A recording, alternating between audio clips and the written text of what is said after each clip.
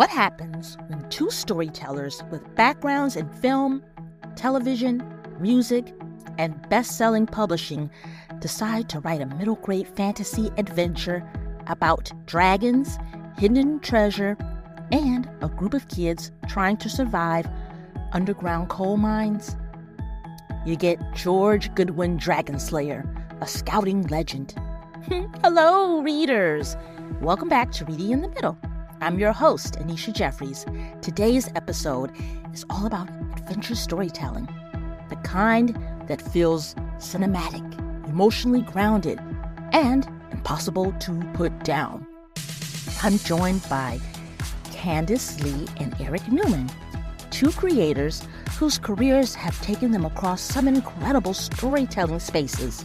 From Disney Plus to NBC Universal, they've worked on Emmy-winning productions, collaborated with names like Bear Grylls and Larry the Cucumber. But now they're bringing their storytelling experience into middle grade with George Goodwin Dragonslayer, the first installment in the Order of the Dragonslayer series. The story follows 12-year-old George Goodwin, who secretly sets out with his best friends, Skunks and Artie, to uncover a hidden treasure buried beneath Big Mountain, West Virginia. One, he believes, could save his struggling town and clear his father's name. Instead, the group find themselves trapped in an increasingly dangerous adventure involving collapsing tunnels, ruthless thieves, ancient secrets, and a dragon that turns out to be terrifyingly real. What I loved most about reading this book was that underneath all the action and fantasy, there's a story about fear, friendship, loyalty, and becoming brave before you feel ready. And honestly, I think middle grade readers are going to connect deeply with that emotional core. So today, we're talking about building a modern adventure story, writing emotionally authentic heroes, collaborating creatively as co-authors, and how their backgrounds in visual storytelling shape this world. Let's jump in.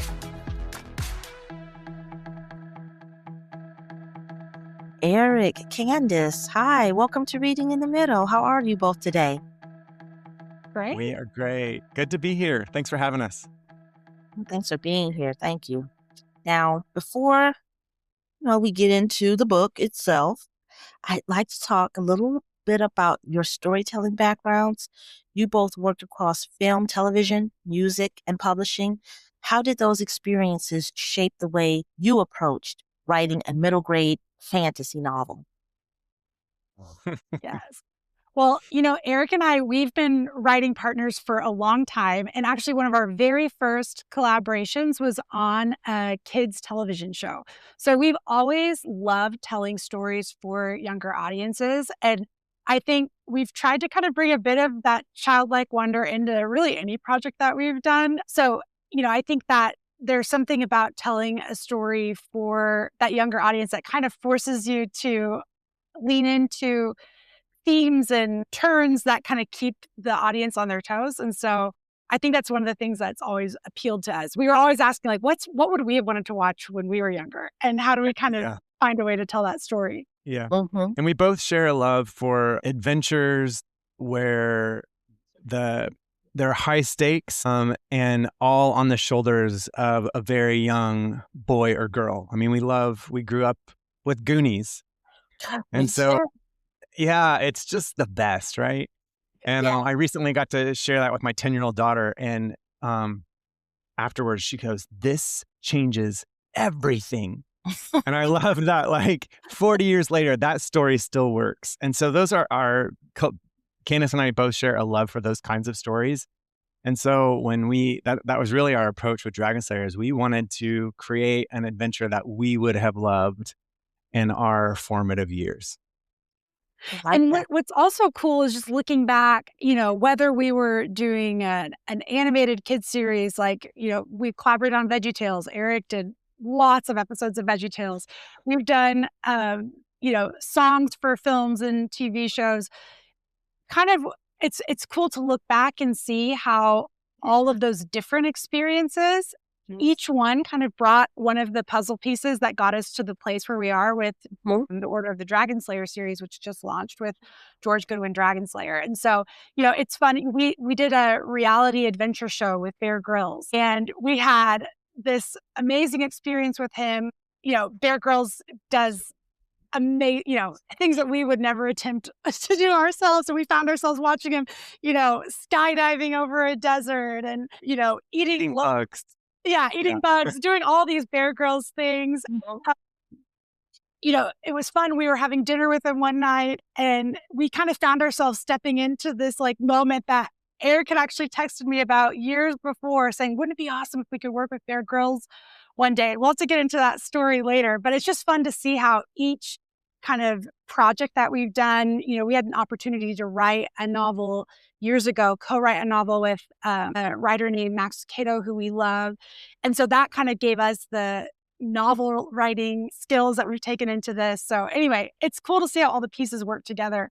We always tell people, just kind of keep taking whatever opportunity comes your way, because that is what leads to the next one. And it does. And do working in visual storytelling spaces influence the pacing and cinematic feel of George Goodwin Dragon Slayer? Yeah, absolutely. Most of what we do is we're producers for television and film. And so this began this entire project as a film script. So we have a film script ready to go. Films just take forever to get off the ground, especially one with big explosions and dragons and kids and stunts and animals and all the things. So around 2020, we switched gears. Okay, we're not ready to make the movie quite yet, but what if we imagine this as a book series? I wonder if we could get anyone interested. So we carved out nights and weekends and holidays and put all of our passion for this story onto the page. And we finished it the first draft of the first book a few years ago, and quickly got an agent and signed on to Penguin. And so now we're really, really excited to be launching it as a book series. Mm-hmm. Yeah, that was one of the things that was fun, is as we started getting into even the screenplay, we started to realize, there's a whole world of stories here with these characters. And so that is a fun thing. A lot of times when you're working in film, you get to write a script, and then people, we'll see how it goes. And then you may or may not get to do a sequel or do a second season. And so what's fun about the novelization and taking on a book series is that we could really lay out the whole vision, all at once. And we were so fortunate to, find a home where they really caught what the series could be. And so, yeah, we're having a blast. We're in the thick of finishing up the second manuscript, where we've got our the road kind of laid out for the third one, and it's been a blast. Because one thing I immediately appreciate about George is that he doesn't feel fearless. Even when he makes bold decisions, readers can still feel his uncertainty underneath everything. Was that emotional vulnerability something you both intentionally wanted young readers to see in their hero? Oh, yeah. I mean, when we have a story about slaying a dragon or doing, treasure hunting or doing big and dangerous things, you want, courage is just a necessary component. And so, one of the things that meant a lot to us is courage isn't the absence of fear. It's acknowledging I'm shaking in my boots. I'm terrified of what's coming next, but I'm going to do this anyway. And that's one of the things we love about George is I don't think he would ever describe himself as brave or courageous, because he is shaking in his boots most of the time. But we love the idea that in spite of his terror, and he's up against some pretty big monsters, but in spite of it, he does the next thing. He does the right next thing. And even when he's afraid. Yeah. A lot of George's kind of character journey, it really circles around that question, do I have what it takes? And that is really a core question that I think, whether you're young or old, when you're facing something big, you kind of ask that about yourselves. And so we hoped that readers would kind of see in George something that we hope they would also see in themselves, is this idea that like there is a hero that's inside there, but it takes those scary things to draw it out. And so, he is able to kind of do these amazing acts while he's shaking in his hiking boots, if you will. And so I think too, what's been fun is now that the book's been out a little bit, we've heard from older readers, adult readers who are like, I love the story. And I think it's because when you're asking questions that are kind of resonant with us, they do work in every age. And they do. And the emotional motivation tied to George wanting to clear his father's name gave the story so much weight for me. It made the adventure feel, personal and also exciting. At what point did that become the center of the story? From the very beginning, so George Goodwin he came to us. We were writing a screenplay for a movie about a little league baseball team. And we had this character that we thought he was a little scout and he was earning a merit badge. The reason he was on the little league team is he was earning a merit badge. And so we just kind of had this quick brainstorming session.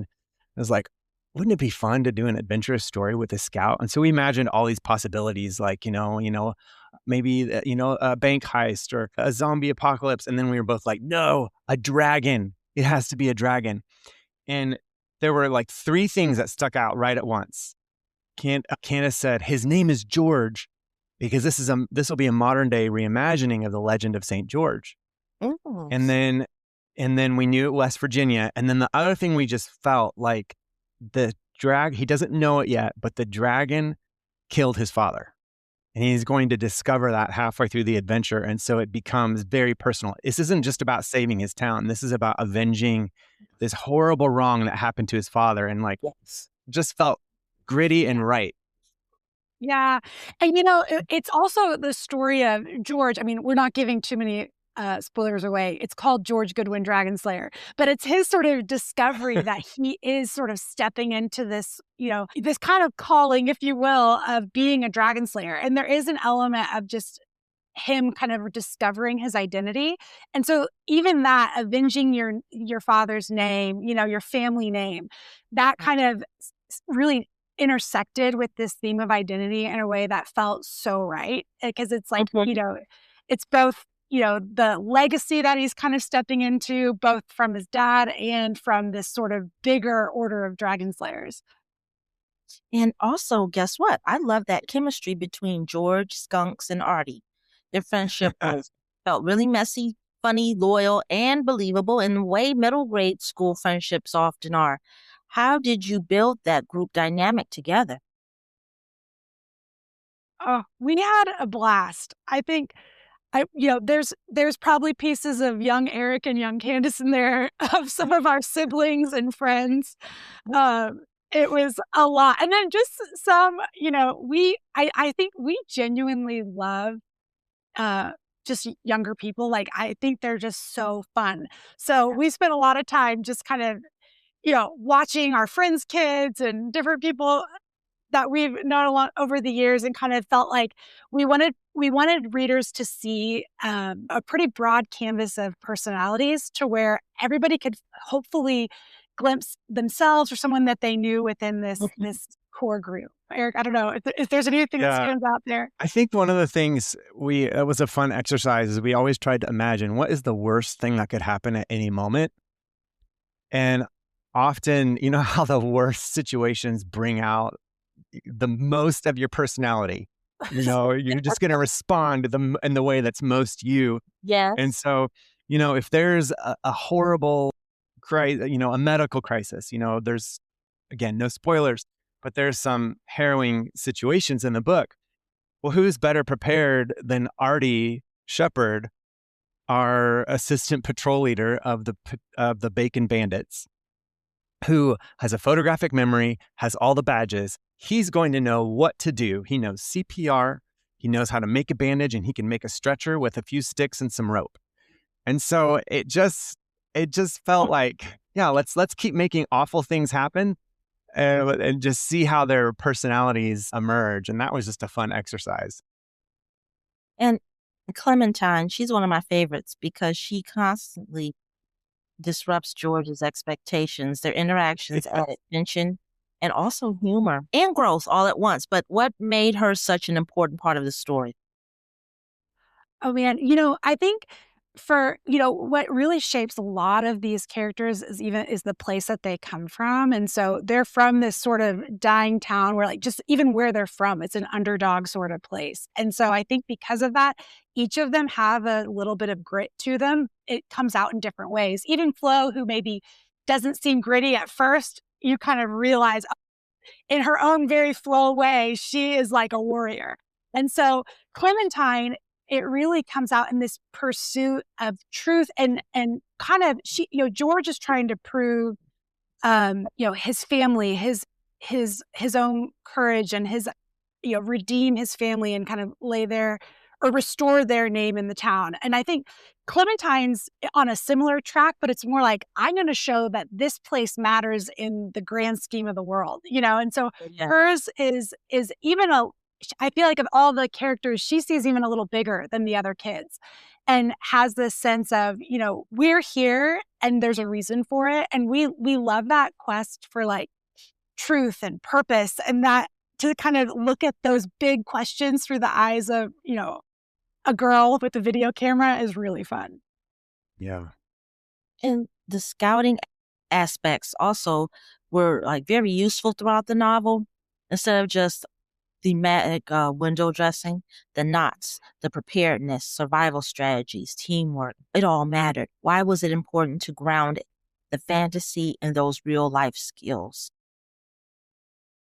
Yeah, I think one of the things in some of our favorite stories, and Stranger Things does a great job of this too, is it grounds the characters in as much reality as possible, emotional reality, and that's one of the things we wanted in all of our characters. Skunks has a very difficult childhood. He's raised by his grandfather because both of his parents are in jail. George lost his father, and his mother is, single mom and just working to make ends meet. Clementine her father is the chief of police in a dying town. So they're all like really struggling.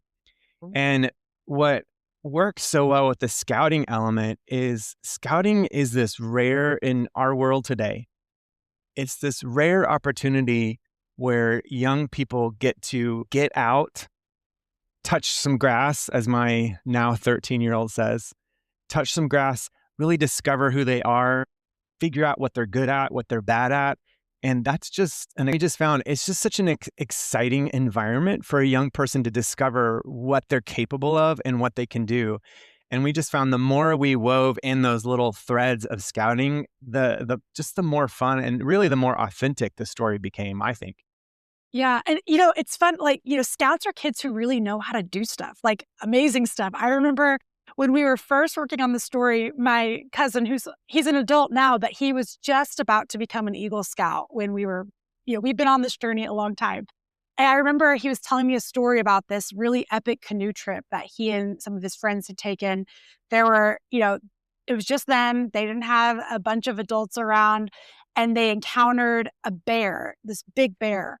And I was like, oh my gosh, was that so freaky, like a bear in the wild? And he was like, yeah, it was terrifying. He was like, but we knew what to do. Like, and I just loved that. It's like scouting puts you in situations where, hey, you might experience a little bit of danger, but you're going to be prepared for it. And I think that is sort of the attitude that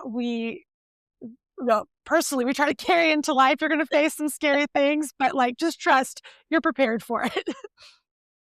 And the mind sequences felt really vivid while I was reading it. There's this constant feeling that the world around the characters could collapse at any moment. Did you visualize those scenes almost like storyboards while writing? Oh yeah, in fact, we have some amazing storyboards. As we said, it's already a screenplay, and the visual effects artists behind the first Spider-Man movie and some other really big ones did a lot of storyboards for us. So, I mean, we're ready to go. The movie's coming. It's coming, Annisha. Yeah, we may have to share some of those sometime. They're amazing. And they really do. They help. I mean, between storyboards and coal mine tours, I feel like we got a good crash course in how this Yeah. works. Well, yeah, we took some coal mine tours, and we worked. We had a few people that we called on to help us like really make the environment realistic and tangible, and and also like don't try this at home. Do not sneak into coal mines. It's always a bad idea, especially when there's Always. dragons.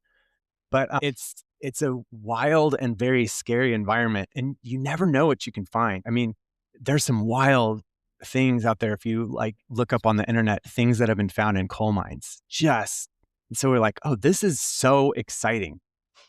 I have. I've YouTubed a lot of those, like going in Yeah. caves and coal mines, and it is fascinating. So Yeah. yeah. And in you guys mentioned the Goonies at heart, and I could absolutely feel that adventurous energy because I actually went to see the Goonies when it was in theaters. It was one of my favorites. And Me then I read too. Me the too. book. I love the Goonies. And were there specific classic adventure stories or films that also inspired the tone of the series?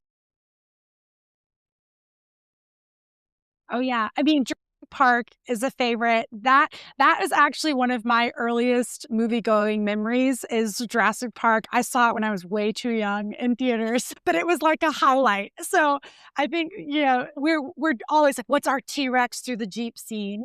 Those kinds of questions that we would ask. We love, Chronicles of Narnia. And There's an element of just I don't know, the way they approach themes in those stories is something that we really are drawn to. Eric, I don't know. Yeah, we really love those 80s Spielberg adventures, I mean, E.T. is another example of, very real kids. I mean, at the heart of E.T., it's about a young boy who's struggling with his parents splitting up. Yep. And so it's like the alien, he just happens to encounter this alien and make and become best friends with it. And so that's really what we wanted to do at the heart of this story about dragons and all that. It's about a boy and his friends asking themselves, do I have what it takes? Do I have the courage to be the best version of myself? And what is my purpose? That's what we really wanted to ground it in. definitely you did that. And also the dragon itself feels symbolic at times. And not just it's not like a monster, but but something connected to fear and pressure, confronting the unknown. Do you think about the dragon metaphorically while shaping the story? Oh yeah. Yeah. Yeah. Yeah. I think, go ahead, Eric. One of our, just as important as the plot and the story is like, why are we telling the story? Because that's really what fuels us. And very early on, our vision behind this story was to inspire young men and women to be prepared mentally, physically, spiritually to slay life's dragons. And I mean, all of us face dragons in our lives at every age, at every stage of life. I could name 7 dragons I'm facing right now, and they all make me shake in my own hiking boots, right? Mm-hmm. And so yes, while in this book, it is a real monster, it exists as a real monster, we all face impossible odds. And we wanted to give our readers a glimpse of a hero with courage to face those impossible odds in his life. Yeah, and I think that is partly why, the dragon in our story he is like a little step beyond like just a T-Rex, which just feels like a primal creature coming after you. This monster has that little more sinister thread where there are moments where you're like, oh, this feels personal in a way. And so in a way that just sort of taps into those very things that make our characters afraid. And we did feel like that is what kind of hopefully will, ultimately, if we can kind of get the fear to feel really real, then the victory will feel even greater. And so that was one of our goals there for the characters. Well, after spending so much time with George and this world, what do you think these characters taught the two of you as storytellers? Mm. Well, it definitely taught us to stick with it. We first have this idea about 15 years ago. And so the first version of George and his friends were, there were like pieces of them that are what are in the book today, but they've definitely been on a journey as we kind of went on a journey as writers and creators. And then it is, when Eric and I first started, because it was such a long journey, neither of us were married yet. Neither of us had kids yet. And so I think that our just personal journeys of getting married, having kids, in the time frame, my father passed away. And so that was another element of George, that kind of absence of a dad. Even though it's different, it was a new experience. And so I feel like there were pieces of all of those different life moments that kind of, I think, added some richness and texture to the story as that was developed in sync with that. Yeah, Now, I would say saying. Oh, I'm sorry. No, I second that. Oh, okay. Well, humor shows up throughout the book at exactly the right moments. There's a scene where I found myself laughing right before everything became dangerous again. How did you both balance those tonal shifts together as co-authors? I think humor, I'm a big fan of thrillers and movies that scare you. Always have been, even since I was little. And I think some of the best ones are the ones that balance something funny with something scary. Jurassic Park, again, a great example. E.T. does a little bit of that. Goonies does it all the time. Yes. And I think part of what it is I think Spielberg, I'm going to mess up the quote, but just get the gist of it. He said that movies are like fine-tuned emotional machines. And so like the more you can engage your reader or your audience's emotions, the more they're going to engage and feel the story. And so if you can make, within the same sequence, if you can make somebody laugh and then cry and then panic with fear, like it's just so emotionally engaging. And so I also think too, I think it's funny how the book has been sorted in different retailers. I've seen that on Amazon right now, we had the #1 new release for children's spine-chilling horror, which is like, okay. And then at certain Barnes and Nobles, it's been in is proud of, I guess. Yes, I think it is. And then at Barnes and Noble, it's been in the inspirational section. At other Barnes and Nobles, it's been in the middle grade section. So I do so anyway, but all that to say that we did want to make it spine-chillingly terrifying, like the dragon is real. But to really balance those out, you need those bursts of humor so that you're not giving your readers nightmares too. Yeah. Exactly. And I think that is like part of it is you want an adventure to have surprises. And sometimes the surprises are surprising events, but sometimes it is surprising turns of emotion. And I mean, I think I don't know, maybe it's just me, but I know there are people who like something scary or sad happens and they have the reaction you don't expect. I remember, I won't go too deep into that, but it's like, I heard somebody say like, I was at a funeral and I started laughing. And it was so embarrassing. That wasn't me, just for the record. But it is an experience. And I think that we all do experience events different ways. And so there's something fun about having an ensemble to explore that with, because you are able to see how one event hits so many different people in different ways. And going back to Spielberg, Jaws is one of my all-time favorite movies. Oh, yeah. But he was able to really get that horror aspect in there, and then there's some humor in there too.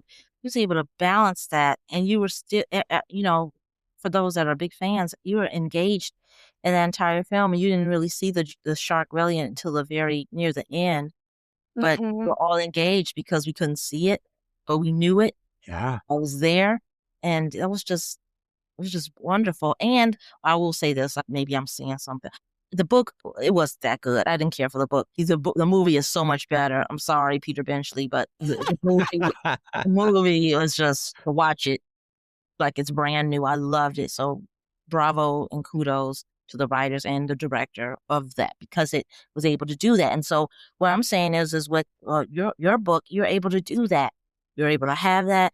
You're engaged, and there's humor. Then there's tension and there's chills. So I like that as well. Awesome. Well, thank you.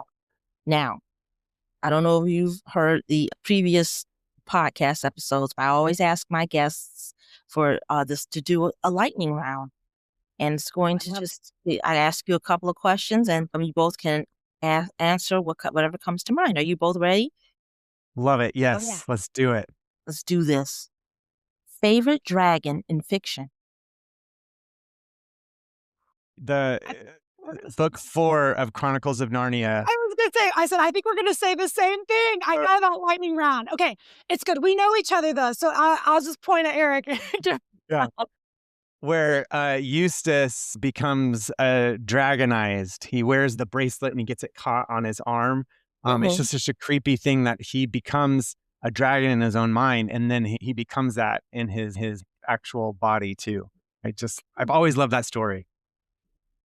Favorite adventure movie of all time? I think we might know this. Oh, I know. I'm gonna say Jurassic Park. Eric. Okay, I'm gonna go slightly different. Indiana Jones and the Raiders of the Lost Ark. I just love it. Right? It's perfect. Right. It's a perfect movie. The romance, it's just so great. That's another movie I saw in the theaters when it came out. I loved it. I didn't know what to expect. No one told me about it. My mother was like, let's go see this. And we went to see it and I was like hooked. So yeah, but this isn't about campfire snack of choice. Beef jerky. I'm going to say charred marshmallow, like real black. I love that. Yeah. It's controversial. Some people only want a light toasting. I want it like flaming. What about a little chocolate on top of it, though? A little chocolate? Oh, yeah. One word to describe George. Ooh. I got to go with courageous. Yeah. He's full of fear, which I love, but fear is not, it coexists with courage. And that's what I love about George. He's also very determined. And so I think that just to add one more quality, I think that determination is one of the things that helps him overcome his fear. Yeah. A book that made you fall in love with storytelling as a kid. Oh, Lion, the Witch, and the Wardrobe. One of my earliest memories is reading The Secret Garden with my mom. And so that was just one that got me. And the movie was really good too, from the 90s. That one's really good. Character most like you.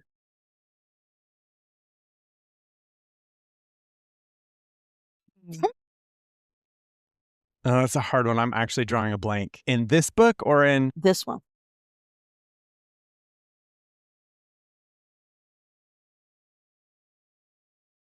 For me, I'm going to go I think I'm equal parts Clementine, Skunks, and Artie. If you can imagine. Candace has a really good knack for writing Artie. Okay. And I see a lot of Candace in Artie. And which might surprise people, but Candace is always fast on the Artie lines. And, for me, I'd probably say a mix of George and Clementine. Nice. Okay. Yeah. What was the most fun thing about writing together? Oh, man. I think it's weird how we, over time, have just been able to figure out what each other are saying. It's when they talk about hive mind, that is what happens somehow. It's really funny.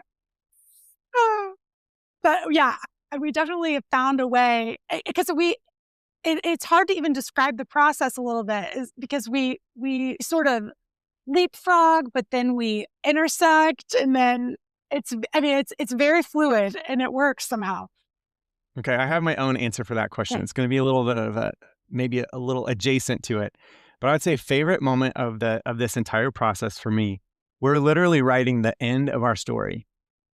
And I Googled Boy Scout St. George slaying a dragon. And I clicked images and I found, and this is in the back of the book, and I found this image of a scout, the classic image of St. George. There's, just St. George is on top of a horse and he's spearing a dragon beneath him. And so I found this hand-drawn image of a scout in the same position as St. George spearing a dragon. And my heart stopped. I showed Candace, was like, my gosh, has somebody already done a story like this? And I started looking, where is this picture attributed to?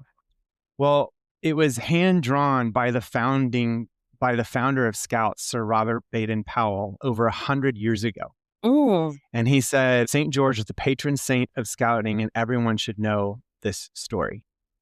And of all the things in the process of Candace and I writing it, that is my favorite moment, because what it said to us is, some stories you crack, but this one felt like something we were uncovering. And it was like we were supposed to uncover this story and tell it. And that still today is, I think, my favorite moment of this entire writing process. Yeah. That is amazing. Oh my goodness. Thank you so much, Candace and Eric, for joining me on Reading in the Middle. George Goodwin, Dragon Slayer, a scouting legend. It's packed with adventure, humor, danger, and dragons. But at its core, it's really a story about friendship, courage, and learning how to face the things that scare us most. Listeners, you must grab this book. You must get it. It's available. And don't forget, I want to ask, is it available on audio? Yes. Oh, it's a great reader. Yeah. Fantabulous. Because I was just talking to an author about, maybe reading along with the audiobook. That's always fun too. And you can combine both. I know it helps a lot, especially with struggling readers. Yeah. So and is there a website that our listeners can reach out and find you? Are you on Instagram or Facebook or what have you, in social media platforms? Yeah, we're on Instagram as the Story Slayers. The storyslayers.com is like our author page together. And then we also have a series site, which is really fun, with some more info on the book and just some of the stuff on Bear Grylls and scouting and that whole world. And it's scoutinglegend.com. And you can go there, and we have a book trailer that's a lot of fun that you can on scoutinglegend.com that you can see. Absolutely. I will add those to our show notes, listeners. So don't worry. You don't have to rewind or stop. I'll add those to the show notes. Yeah. Oh, this was a blast. Thank you so much, both of you. I appreciate you stopping here on Reading in the Middle to talk about your book and your collaboration. This was a blast. Thank you again. Thank you. And so great to meet you. And thanks for having us. This was fun. Thank you. Thank you so much, Candace Lee and Eric Newman, for joining me on Reading in the Middle. George Goodwin, Dragon Slayer, a scouting legend, is packed with adventure, humor, and danger and dragons. But at its core, it's really a story about friendship, courage, and learning how to face the things that scare us most. If you know a reader who loves fantasy adventures, hidden treasure stories, survival quests, or emotionally grounded middle grade heroes, this is definitely a book to add to your shelf. Thank you for listening to Reading in the Middle. I'm Annisha Jeffries. Until next time, keep reading, keep wondering, and keep searching for stories brave enough to take readers somewhere unexpected.